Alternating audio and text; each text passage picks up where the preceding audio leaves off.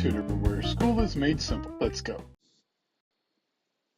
We've previously looked at sine and cosine as it relates to the unit circle and several discrete values. A question is, do sine and cosine have values outside of that?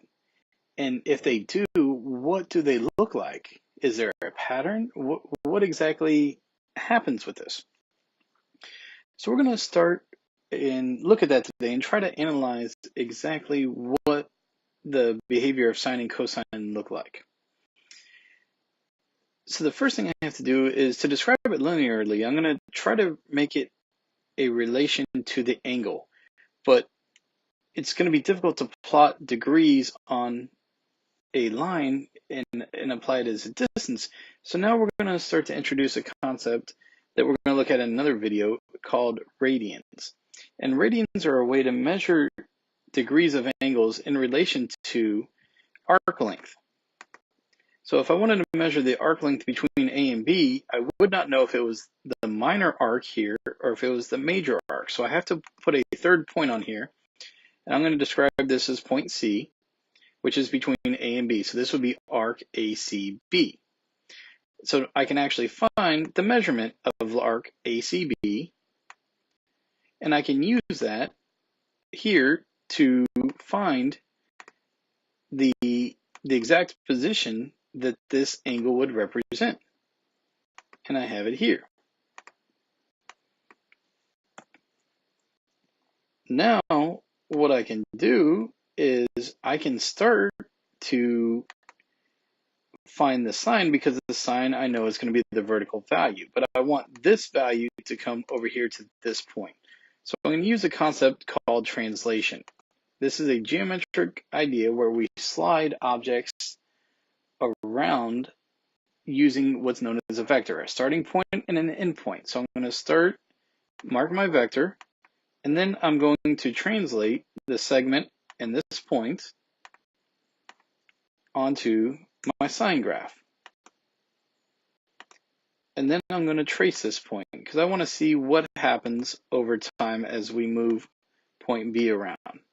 And I can already start to see it's got some movement to it. So now let's see if we can do something corresponding to cosine.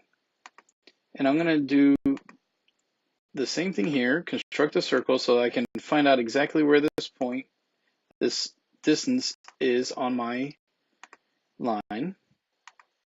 Now I'm going to remove the circle temporarily. And I want to do the same thing. I want to get this horizontal component down here. But since I'm trying to graph it vertically, it's going to be a bit of a challenge.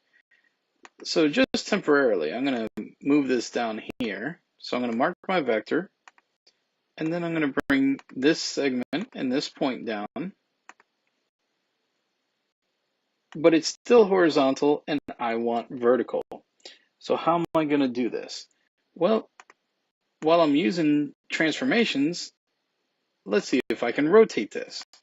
So I'm going to rotate this segment and the point 90 degrees.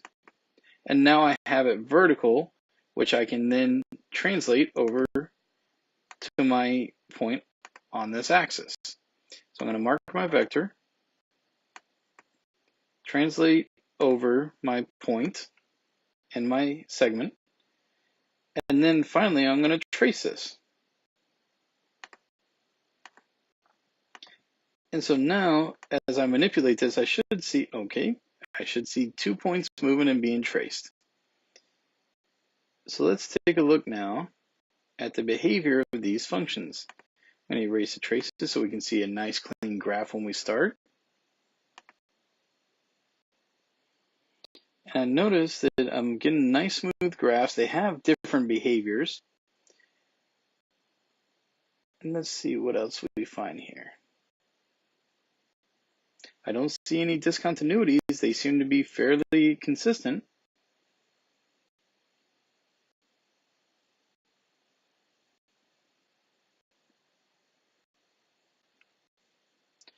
So again, the graph of sine and cosine appear to be smooth, consistent, and continuous.